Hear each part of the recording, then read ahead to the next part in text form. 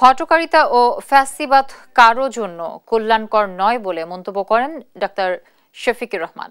শুক্রবার রাজধানীর মগবাজারে আল ফালাহ মিলনায়তনে জামায়াতে ইসলামী মহিলা বিভাগের সাবেক সেক্রেটারি ও সাবেক এমপি হাফিজা আসমা খাতুনের স্মরণ ও দোয়া মাহফিল অনুষ্ঠানে এই মন্তব্য করেন তিনি।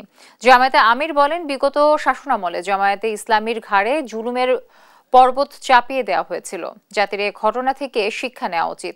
কেউ যেন একই পথে ভবিষ্যতে পা না বাড়ায়। বিগত সরকারের সময় পরিস্থিতির ভয়াবহতা উল্লেখ করে তিনি আরো বলেন, অনেকে নিজের মা বাবার জানাজার নামাজেও অংশ নিতে পারেননি। যে ফ্যাসিবাদী আমল বাংলাদেশের মানুষদের জন্য দুঃস্বপ্ন ছিল, তা যেন আর কখনো কাউকে প্রত্যক্ষ করতে না হয়। এজন্য কাজ করবে জামায়াত ইসলামী। হটকারিতা, ফ্যাসিজম কারোর জন্যেই দুনিয়ায় কল্যাণকর না, আখিরাতেও কল্যাণকর না। এই শহরে থেকেও তারা জানাজাটায় শরীক হতে পারলাম না।